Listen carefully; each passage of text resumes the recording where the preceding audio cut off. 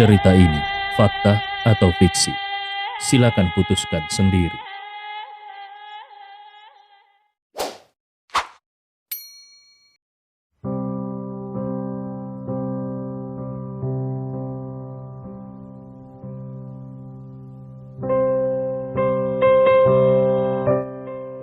Saat di lapangan, sebuah bayangan berkedip-kedip, energi Ki yang menderu dan gelombang udara yang meluap membuat suasana menjadi sangat khusyuk. Gustav meletakkan tangannya di belakang punggungnya. Ki sejati dan tiannya mengembun dan matanya sedikit menyipit saat dia melihat orang-orang yang bergegas mendatanginya. Dia bersikap sangat tenang.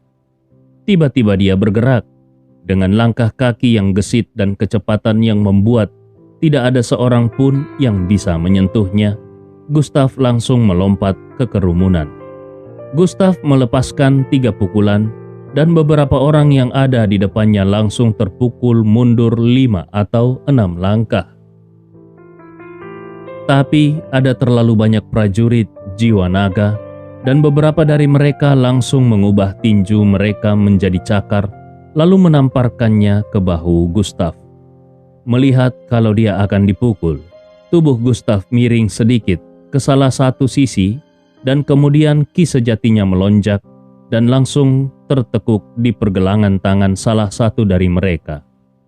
Ki sejati yang kuat pun terbentuk seperti gelombang besar dan saat Gustav menggunakan kekuatannya untuk mendorong, para prajurit jiwa naga langsung kehilangan pusat gravitasi mereka.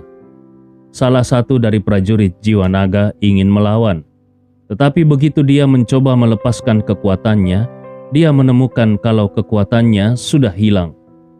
Tubuhnya didorong keluar oleh Gustav dan langsung menabrak beberapa orang lainnya. Gudasi melihat sudah ada 8 prajurit jiwa naga yang sudah kehilangan kemampuan tempur mereka. Dengan teriakan marah, energi di sekitarnya tiba-tiba meledak dan tangannya yang terkepal langsung meledakkan pukulan ke arah depan. Pukulan itu mengirimkan semburan ledakan yang sangat kuat di udara. Gustav secara alami memperhatikan Gudasi dengan tatapan mata yang membeku. Di antara kelompok orang ini, kekuatan Gudasi adalah yang terkuat. Kalau begitu, dia harus menangkap Gudasi terlebih dahulu. Tubuh Gustav bergerak seperti harimau yang turun gunung dan seperti seekor citah yang memangsa. Tepat ketika dia hendak menyentuh Gudasi, Gustav tiba-tiba melayangkan tinjunya dan Ki jahat merah yang membungkus tinjunya samar-samar membentuk bayangan tinju kemarahan surgawi. Itu adalah seni bela diri Luo Yuntian dari Sekte Iblis Tinju. Gustav belum pernah mencobanya, dan hari ini adalah waktu yang tepat untuk mengeluarkan dan mencobanya. Tinju itu meledak, seolah-olah ada gempa bumi besar yang telah terjadi. Aura Ki berdarah menyebar ke segala arah. Energi yang meluap itu bahkan secara langsung melukai prajurit jiwa naga yang paling dekat dengan mereka berdua dan langsung membunuhnya. Gudasi merasa sangat malu. Tubuhnya melesat mundur lebih dari selusin langkah, meninggalkan deretan jejak kaki yang dalam di tanah. Gudasi ingin menstabilkan tubuhnya, tetapi dengan kejam dia malah dihancurkan ke tanah oleh amukan darah. Tubuh Gustav terus berenang di tengah kerumunan. Pada saat ini dia seperti mesin petarung. Kemanapun dia pergi, satu persatu para prajurit jiwa naga dihancurkan. Gustav benar-benar tak terkalahkan. Karena mereka berada di area pangkalan yang menstimulasikan area pertemuan gurun, dan dalam pertemuan ini ada terlalu banyak energi Ki. Akhirnya pada saat ini seluruh pangkalan dipenuhi dengan pasir kuning. Pasir kuning itu mengaburkan pandangan semua orang. Beberapa prajurit jiwa naga yang tergeletak di tanah berusaha berdiri dan mencoba melihat situasi di dalam. Tetapi itu tidak mungkin. 5 detik berlalu kemudian. Keheningan kembali menyerbu. Pasar kuning Ulang. Pasir kuning berangsur-angsur menyebar. Tetapi ketika mereka melihat apa yang ada di dalamnya, para prajurit jiwa naga yang sombong itu pun tercengang. Mata semua orang membelalak. Ini bahkan lebih menakutkan. Itu karena di seluruh pangkalan semua prajurit jiwa naga sudah jatuh dan hanya ada satu pemuda yang berdiri. Pria muda itu meletakkan tangannya di belakang punggungnya, seperti pohon pinus hijau yang berdiri tegak. Tatapan matanya menyapu semua orang, dan keagungan serta dominasi yang tak terbatas pun terpancar. Pria muda itu seperti dewa perang. Semua prajurit jiwa naga yang tersisa terperanjat. Siapa sangka kalau semua prajurit jiwa naga yang digabungkan ternyata tidak bisa mengalahkan seorang pemuda. Ini bukan karena mereka terlalu lemah, tetapi ini terjadi karena pemuda itu terlalu kuat. Saking kuatnya, ribuan kata-kata bahkan tidak akan bisa menggambarkannya. Saat ini Gustav membuka mulutnya dan berbicara. Apakah sekarang kalian sudah yakin? Kekuatan dalam kata-katanya tidak disembunyikan sedikit pun. Tubuh para prajurit jiwa naga itu bergetar. Kondisi mereka semua seperti ini. Kualifikasi apa yang mereka miliki sehingga mereka berani untuk tidak patuh? Mereka menatap pemuda yang berdiri di tengah, dan kesombongan di hati mereka menghilang sepenuhnya. Yang tersisa hanyalah kegembiraan. Dengan seorang kepala instruktur yang seperti ini, sudah pasti mereka akan menjadi lebih kuat. Gudasi berdiri, dan setelah memberi hormat standar militer, dia berkata dengan keras, "Gudasi, melapor kepada kepala instruktur." Semua orang bereaksi sama. Mereka juga berdiri dan menghadap kepada Gustav. Sejak saat itu, jiwa naga hanya mengenali satu kepala instruktur, dan orang itu adalah Gustav Ye. Lei Shuwei sangat puas dengan hasil di depannya. Awalnya dia berpikir kalau Gustav akan kesulitan untuk menjinakkan kelompok harimau ini. Tetapi sekarang sepertinya dia salah. Di depan seekor naga raksasa, kelompok harimau ini bahkan tidak berani marah. Inilah yang disebut dengan kengerian seorang master seni bela diri yang kuat. Gustav memandang para prajurit jiwa naga itu. Matanya sebenarnya sedikit terkejut. Meskipun kelompok orang ini memiliki dasar dalam seni bela diri dan beberapa dari mereka bahkan sangat kuat, tetapi keterampilan tempur mereka lebih cenderung ke model pembunuhan tradisional tanpa adanya jejak seni bela diri. Seandainya ada jejak seni bela diri, kekuatan mereka seharusnya naik setidaknya satu level di atas. Kalau orang-orang ini berhasil dilatih, kekuatan Cina bukan hanya akan menjadi jauh lebih besar, tetapi dia juga akan memiliki satu kartu as lagi untuk dimainkan. Saat ini, Raja Nanjiang mengendalikan pasukan bawah tanah Provinsi Jiangnan. Dia bersembunyi di dalam bayang-bayang dan terus-menerus berhibernasi. Selain itu, perkembangan grup Tiansheng pasti akan menakutkan, dan itu akan memberinya arus kas yang kuat di masa depan. Selain dua kartu as ini, kalau dia menambahkan kekuatan misterius dari jiwa naga yang memiliki latar belakang militer dan berada langsung di bawah pemerintah pusat, maka struktur kekuatannya akan dianggap lengkap sejak awal. Ketiga kekuatan ini bukan hanya bisa melindungi orang-orang di sekitarnya, tetapi juga bisa membuatnya melawan Master Naga yang menghancurkan hidupnya di Villa Yunhu dengan tangannya sendiri. Selama periode waktu ini, Gustav juga sudah meminta Ye Lingtian untuk menyelidiki Master Naga ini di ibu kota. Tetapi untuk beberapa alasan, selalu ada kekuatan kuat yang menghalangi penyelidikan Ye Lingtian. Bahkan Gustav pun bertanya pada Lei Shuwei Tetapi jawaban yang diberikan Lei Suwei padanya tidak jelas dan tidak pasti. Karena pada saat itu, ketika Master Naga muncul di Agoru, tidak ada yang benar-benar tahu dari mana asal-usulnya. Yao Jinggu adalah juru bicaranya. Dari sikap Yao Jinggu, semua orang bisa melihat kalau Master Naga ini mengerikan, dan mereka juga hanya tahu kalau Master Naga berasal dari ibu kota. Air di ibu kota sangat dalam, dan ada banyak keluarga seni bela diri yang tersembunyi di ibu kota.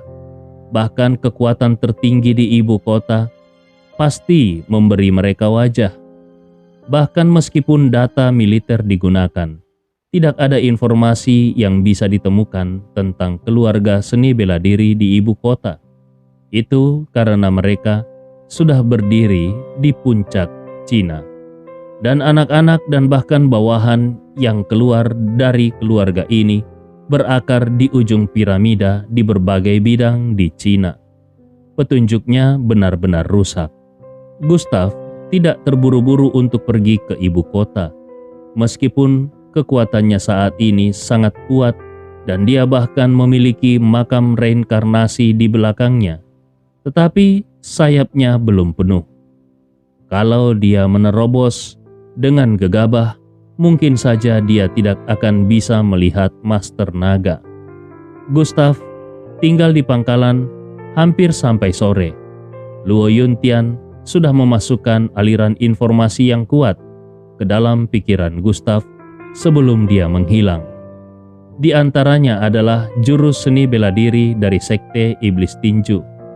Gustav dengan santai mengeluarkan 2 jurus seni bela diri tempur biasa dan mengajarkannya kepada prajurit jiwa naga. Bagi Gustav, mungkin itu hanya jurus biasa bagi Gustav.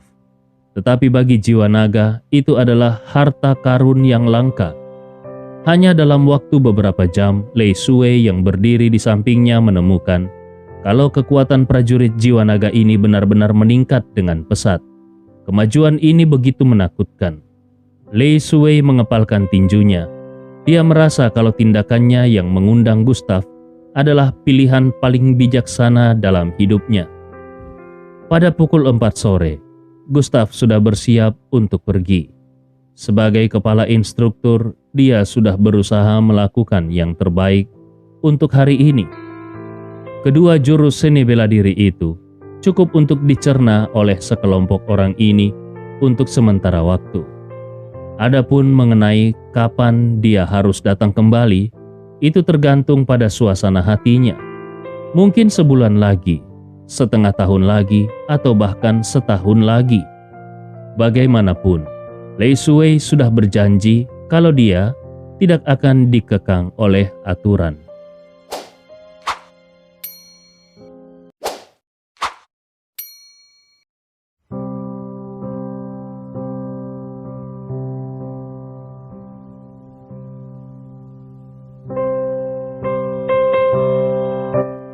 Setelah kembali ke Agoru, Lei Suwei berinisiatif mengantar Gustav ke Villa Thompson.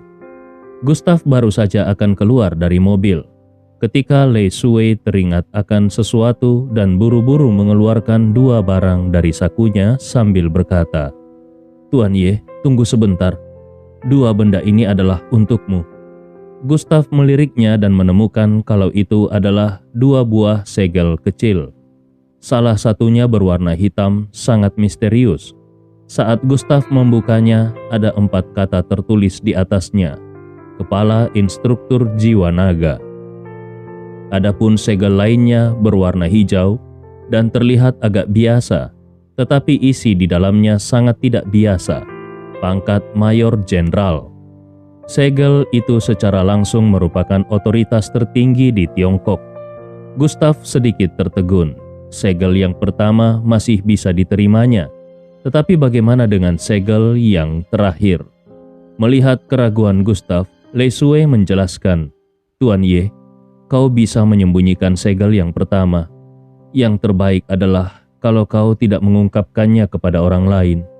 Adapun mengenai segel yang kedua itu adalah hasil dari diskusi dengan suara bulat antara pemimpin Cina dan beberapa pihak yang berwenang. Segel itu bisa digunakan di banyak tempat.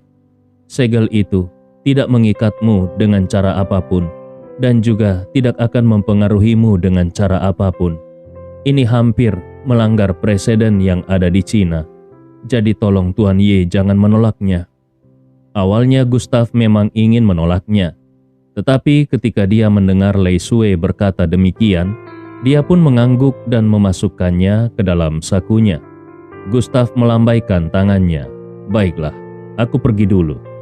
Lei Sue melihat sosok Gustav yang menjauh sambil berpikir keras. Langkah ini adalah langkah berisiko yang diambil oleh Tiongkok.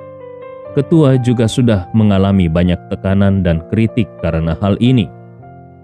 Sejak berdirinya Republik Rakyat Tiongkok, tidak pernah ada pengecualian untuk memberikan gelar ini. Meskipun Gustav sangat kuat, namun apakah dia benar-benar layak untuk mendapatkannya? Malam itu, dia tidak bisa menahan diri untuk tidak membuka mulutnya dan bertanya kepada ketua yang ada di Songnanhai. Saat itu, ketua berdiri di depan jendela besar dan hanya menjawabnya dengan satu kalimat.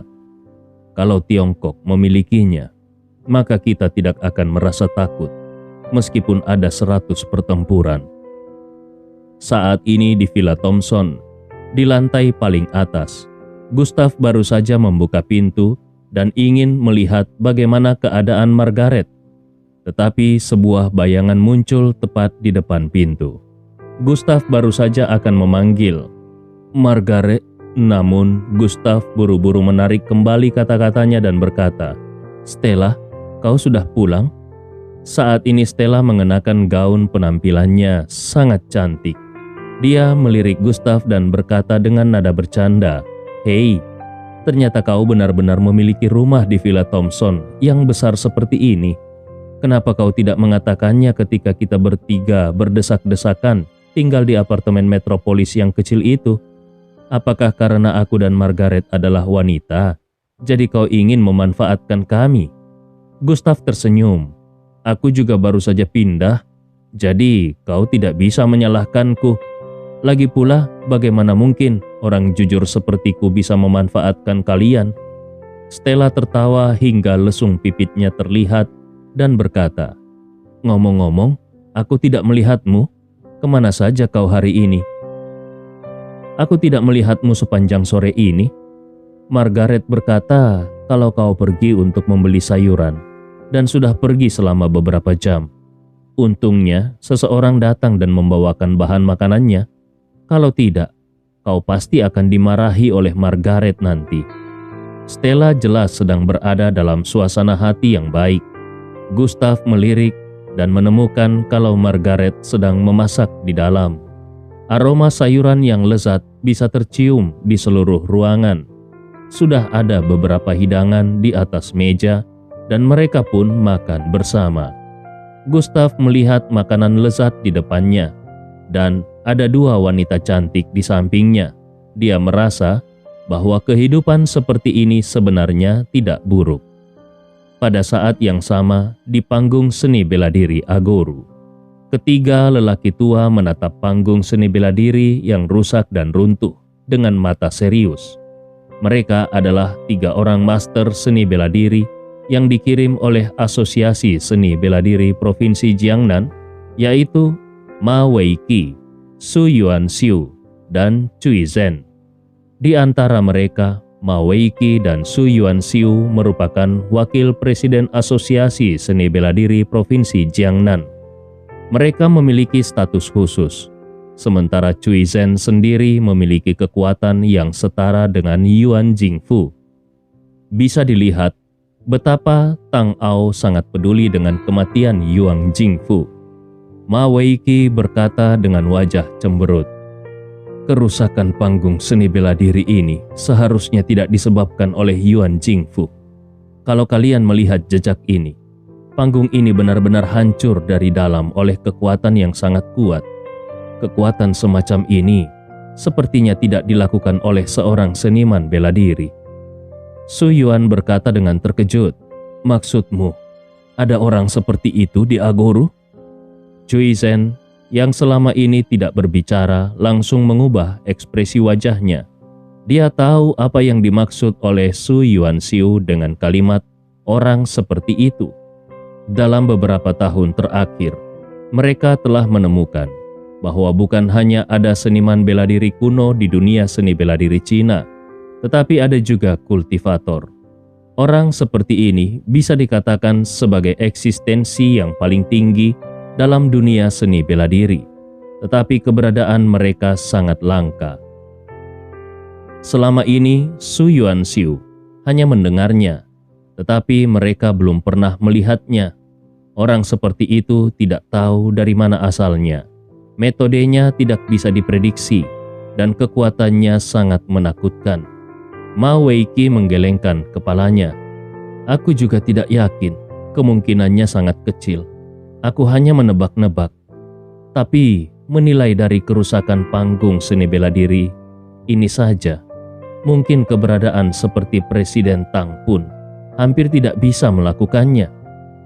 Su Yuanxiu buru-buru berkata, "Mungkinkah orang itu bernama Gustav Ye? Menurut penyelidikan, Gustav telah menghilang selama 5 tahun. Mungkinkah dia mengalami petualangan aneh dalam waktu 5 tahun ini? Kalau dia bisa memiliki kemampuan untuk membunuh Grandmaster hanya dalam waktu 5 tahun, pasti ada sesuatu yang tidak wajar dalam waktu 5 tahun itu." Ma Weiqi menyentuh janggutnya dan berpikir keras untuk waktu yang lama. Kemudian dia membuka matanya dan berkata, "Kita sudah memeriksa semua informasi hari ini, dan memang ada terlalu banyak keraguan. Apalagi penjelasan dari para seniman bela diri kota Agoru yang hadir pada saat itu sangat tidak akurat. Jadi, kita tidak bisa memprediksi apa yang sebenarnya terjadi pada wakil presiden Yuan di waktu itu. Satu-satunya orang yang dapat menjelaskan semua ini adalah anak bernama Gustav Ye itu." Presiden Tang juga berkata bahwa kalau tidak ada petunjuk, kita bisa langsung meminta pertanggungjawaban anak itu. Karena sekarang kita menemui jalan buntu, maka mari kita mulai dengan anak itu. Aku ingin tahu kemampuan seperti apa yang dimiliki oleh anak bernama Gustav Ye itu, sehingga dia bisa membunuh begitu banyak Grandmaster. Su Yuanxiu dan Cui Zhen berkata secara bersamaan, "Baiklah." Di Villa Thompson, setelah makan malam, Gustav merasa sangat kenyang. Karena ingin mencari udara segar, Stella dan Margaret berencana untuk berbelanja di pusat perbelanjaan yang baru saja dibuka di dekat Villa Thompson. Mereka mengajak Gustav, namun Gustav menolaknya. Dia ingin pergi ke Universitas Jiangbei untuk melihat kondisi Wang Yuheng. Seharusnya cedera yang dialami Wang Yuheng sudah hampir sembuh. Gustav tidak tahu bagaimana perkembangan pelatihan kultivasi yang diberikannya kepada Wang Yuheng. Kalau pelatihan kultivasi Wang Yuheng bagus, dia ingin bertanya apakah Wang Yuheng berminat untuk bergabung dengan Jiwa Naga. Sebagai kepala instruktur, Gustav masih bisa membuka penerimaan anggota. Tentu saja, itu semua tergantung pada bakat dan kekuatan Wang Yuheng. Gustav pun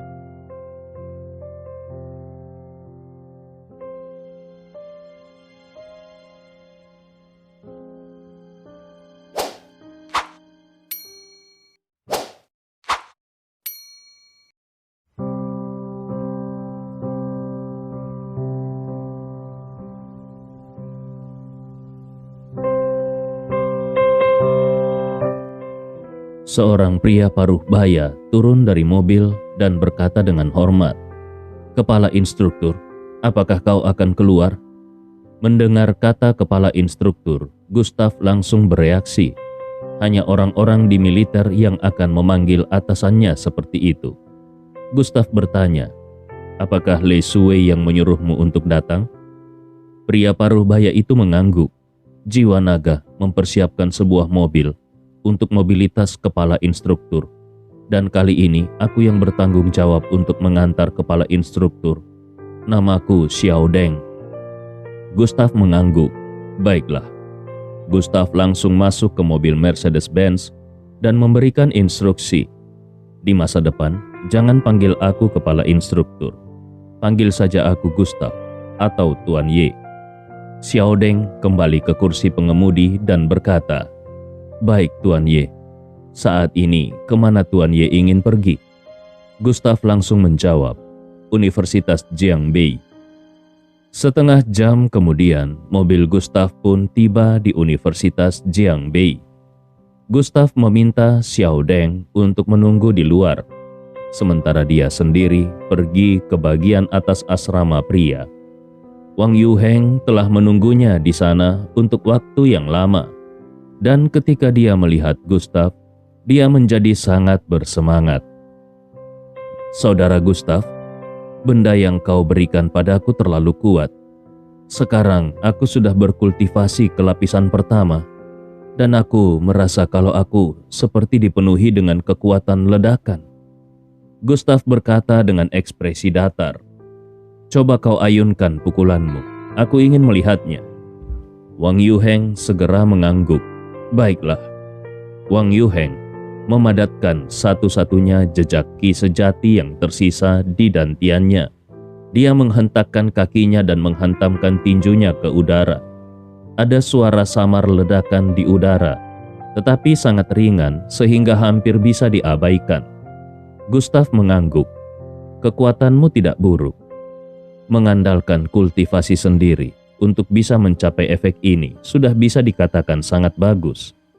Kemudian, Gustav mengeluarkan 10 pil dari sakunya dan menyerahkannya kepada Wang Yuheng sambil menjelaskan, "Kalau kau meminum 1 pil setiap minggunya, tubuhmu mungkin akan terasa sedikit tidak nyaman, tetapi kau harus bisa menanggungnya.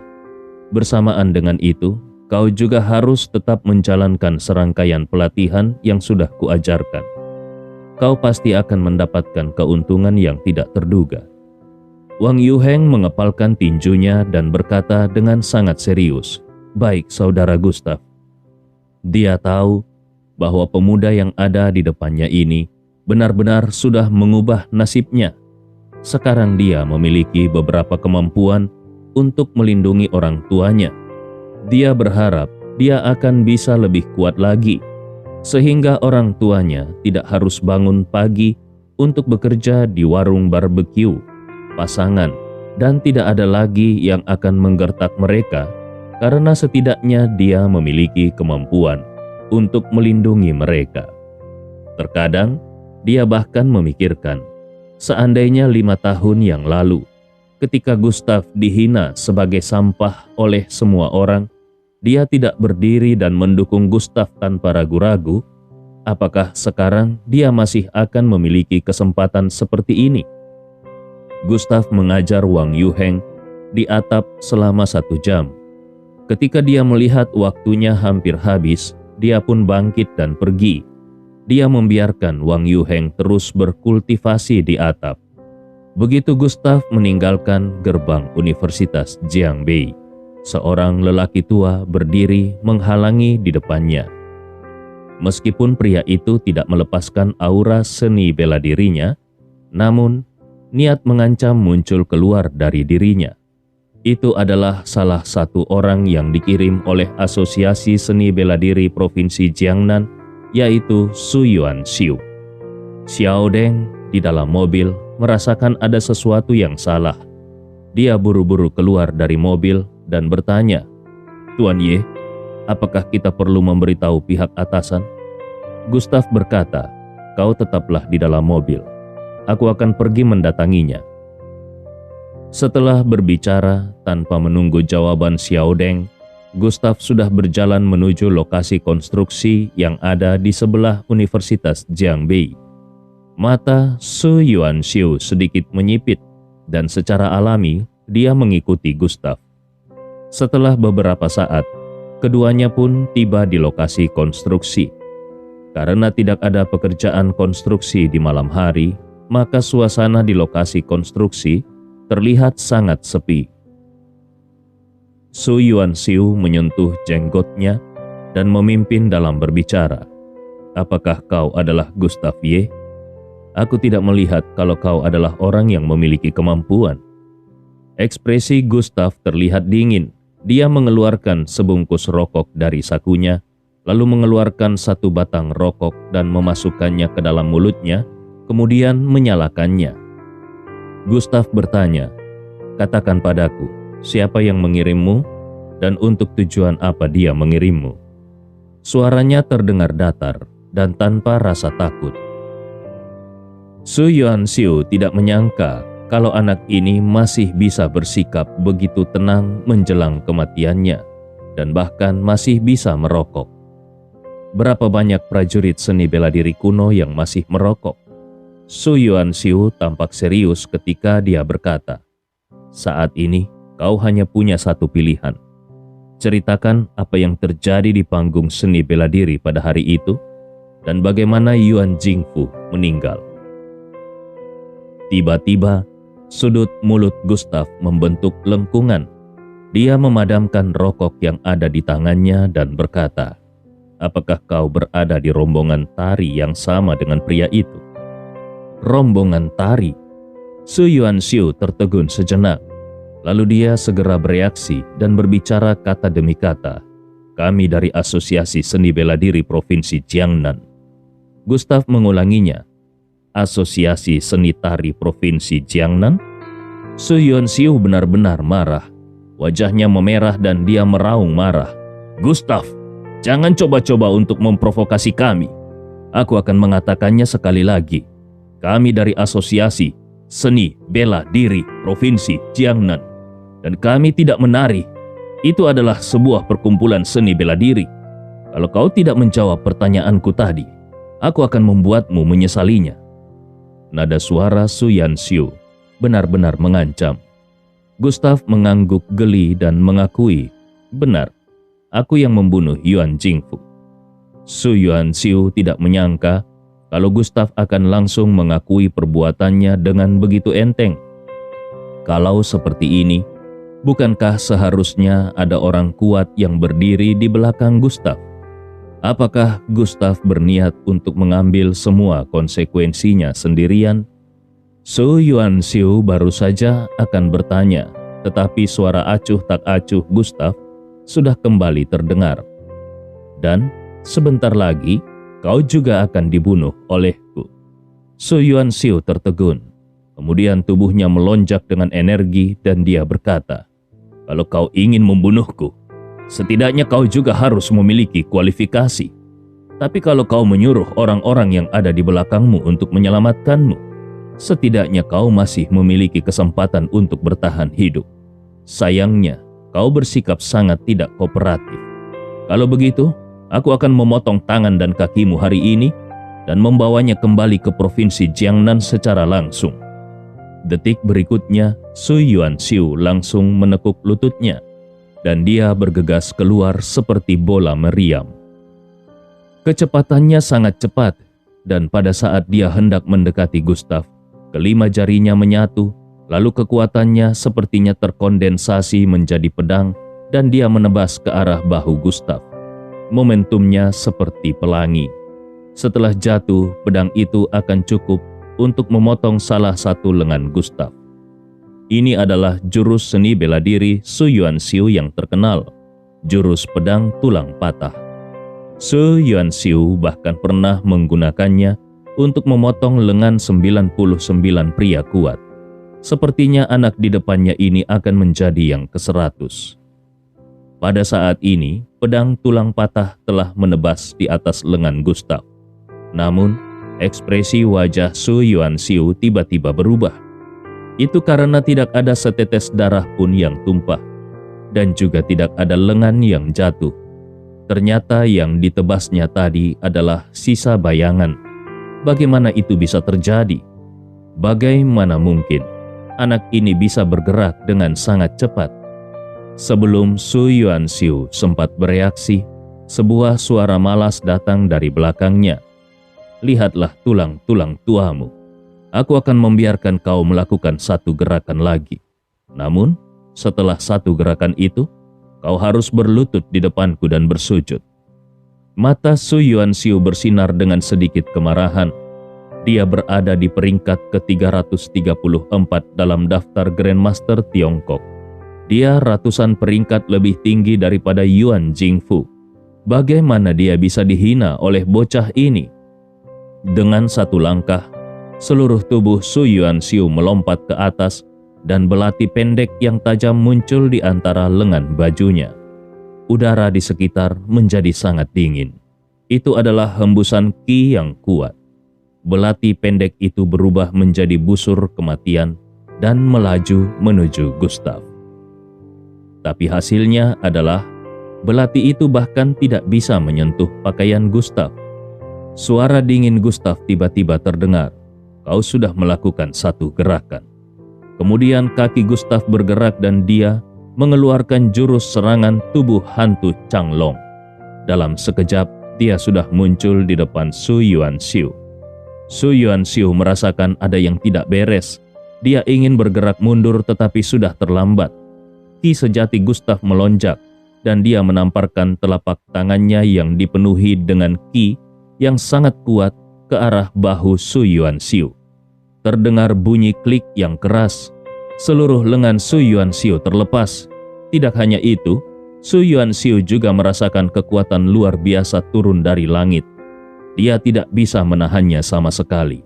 Dengan suara klik yang kedua, lututnya pun hancur dan dia berlutut tepat di depan Gustav. Tapi, ini masih belum akhir dari semuanya.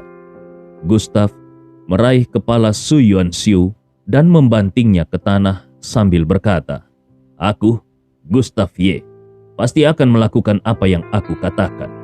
Sudah kubilang, setelah satu gerakan, aku akan membuatmu berlutut dan bersujud.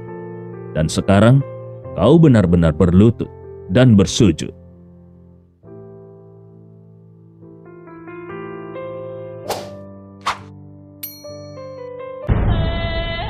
Cerita ini fakta atau fiksi? Silakan putuskan sendiri.